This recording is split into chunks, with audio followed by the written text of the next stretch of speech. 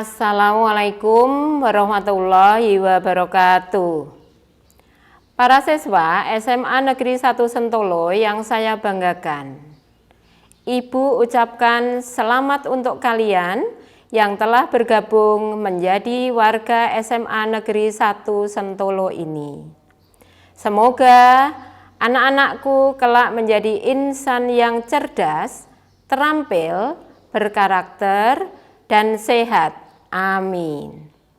Kali ini saya, Ibu Surati, guru biologi, akan menyampaikan materi PLS tentang kesehatan reproduksi remaja dan protokol kesehatan pencegahan penularan COVID-19.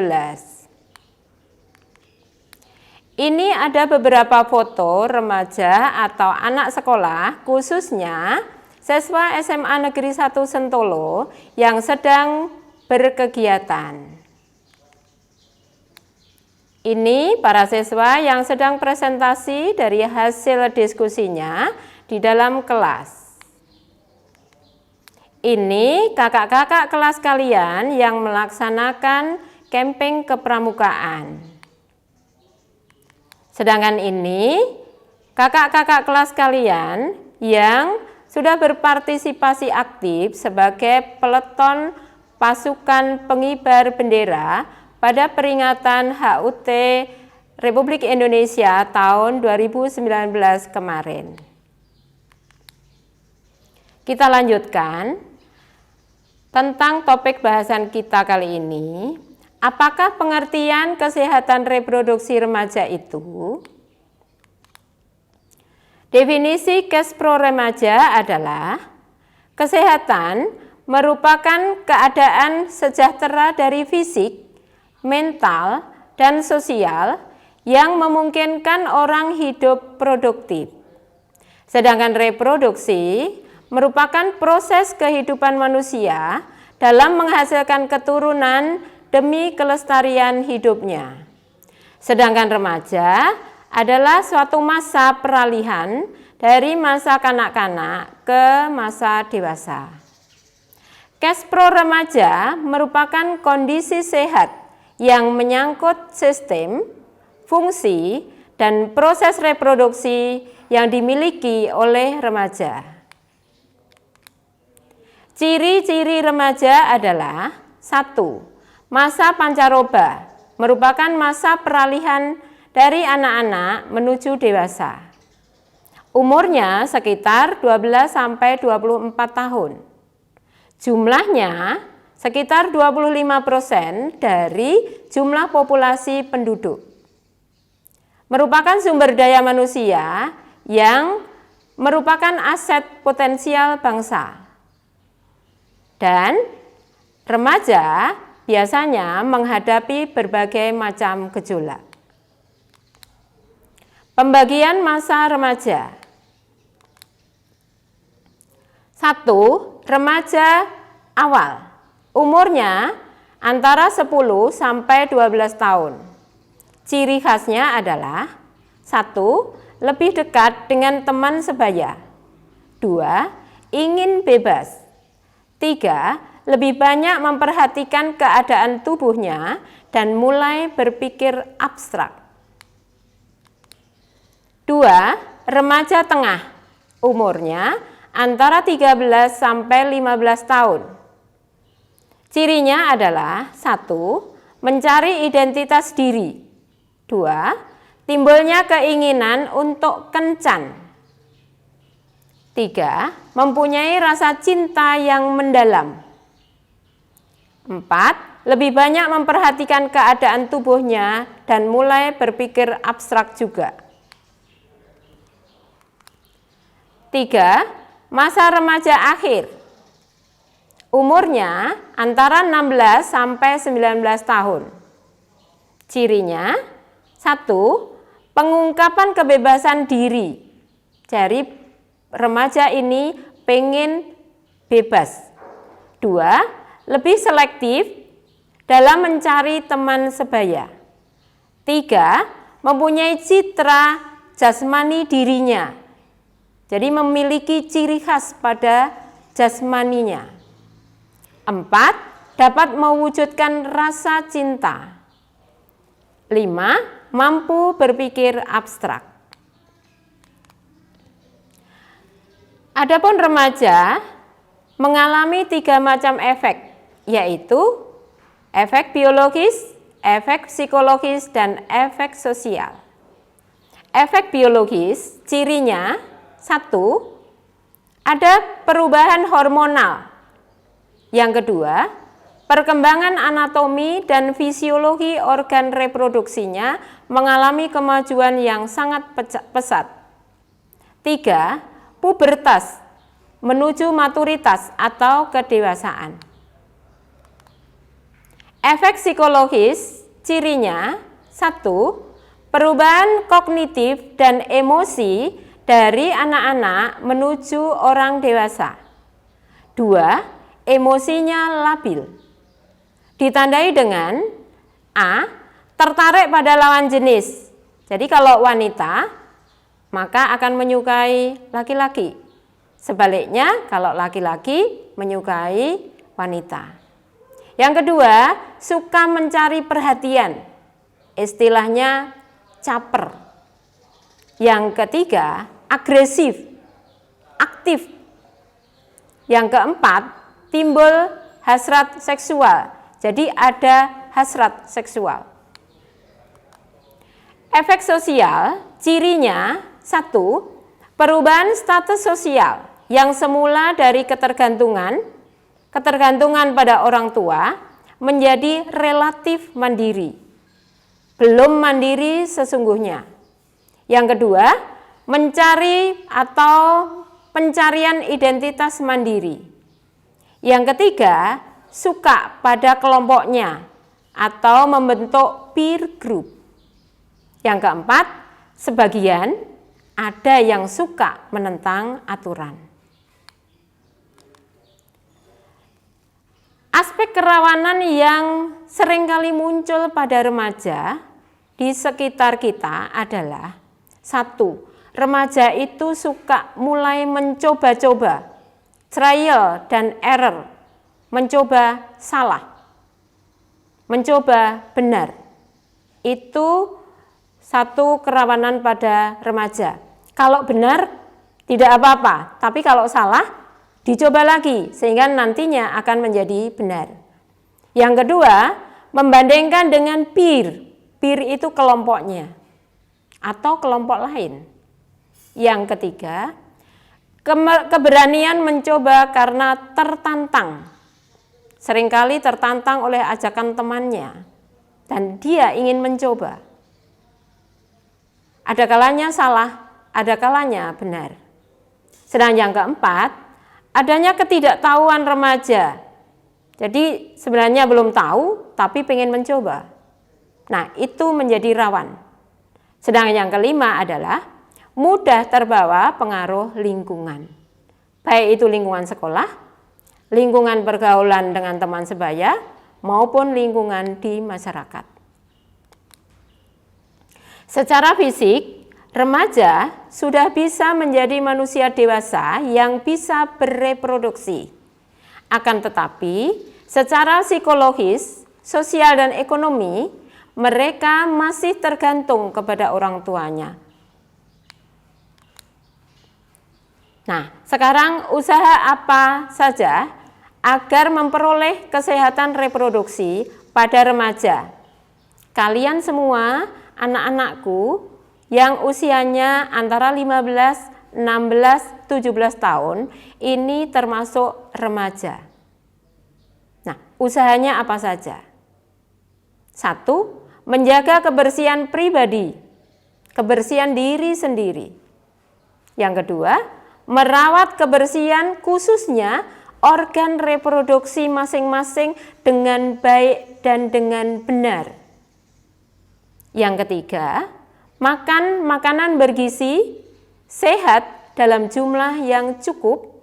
Ini akan meningkatkan ketahanan atau imunitas tubuh. Yang keempat, jauhi rokok. Merokok tidak boleh. Jauhi minuman keras. Jangan minum minuman keras. Jauhi narkoba. Yang kelima, cegah pergaulan bebas antara remaja putri dengan remaja putra. Yang keenam, pastinya adalah untuk membentengi diri kalian masing-masing adalah dengan meningkatkan keimanan dan ketakwaan kepada Tuhan Yang Maha Esa. Selanjutnya kita akan bahas mengenai subtopik yang kedua, yaitu tentang protokol pencegahan penularan COVID-19. Selama ini kita selalu mendengar istilah COVID-19, COVID-19. Apakah COVID-19 itu? COVID-19 itu akronim kepanjangan dari Corona, virus, disease, penyakit yang disebabkan oleh virus corona yang sekarang ini mewabah di seluruh dunia dan diawali pada tahun 2019. Itu merupakan penyakit pada saluran pernafasan dan menyebabkan terjadinya kerusakan pada paru-paru, khususnya pada alveolus, gelembung paru-paru yang berfungsi untuk difusi oksigen. Sedangkan oksigen adalah suplai untuk tubuh dalam rangka menghasilkan energi. Jika alveolus rusak, maka penderita akan mengalami sesak nafas dan bisa menyebabkan kematian. COVID telah mewabah di seluruh negara dan sekarang ini sudah merupakan pandemi. Maka dari itu, COVID-19 harus dicegah penularannya. Nah, caranya bagaimana? Marilah kita kupas satu persatu. Protokol pencegahan penularan virus COVID-19. Kementerian Kesehatan sudah mencanangkan protokolnya, antara lain 1. Sering melakukan CTPS. CTPS kepanjangan dari cuci tangan pakai sabun. Dilakukan pada air yang mengalir dan lamanya selama minimal 20 detik. Dengan begitu maka virus COVID-19 itu akan rusak oleh sabun. Sedang yang kedua adalah memakai masker jika keluar rumah. Entah itu jalan-jalan di pasar, belanja di pasar, belanja di warung sebelah, harus memakai masker. Sedang yang ketiga adalah menghindari kerumunan dengan cara jaga jarak. Istilahnya adalah social distancing. Jarak minimal 1,5 meter antara satu orang dengan orang lainnya. Yang keempat adalah meningkatkan daya tahan tubuh dengan cara berolahraga yang teratur, makan makanan yang bergizi dan jumlahnya cukup, serta beristirahat juga secara cukup. Bisa ditambah dengan berjemur di bawah sinar matahari ketika pukul 8 sampai pukul 11, lebih kurang 15 menit. Tips mencegah virus corona seperti tadi. 1. Mencuci tangan, atau kalau tidak ada tempat mencuci tangan dengan air mengalir dan sabun, bisa dengan menggunakan hand sanitizer. Hand sanitizer itu merupakan campuran alkohol minimal 60%.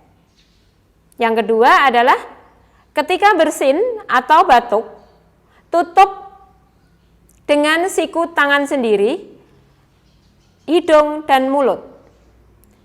Atau kalau tidak, hidung dan mulut ditutup dengan tisu, lalu tisunya segera dibuang di tempat sampah. Lalu tidak usah menyentuh area mata, mulut, dan hidung. Boleh juga diakhiri dengan cuci tangan lagi. Tips yang ketiga adalah selalu memakai masker ketika kita berada di luar rumah.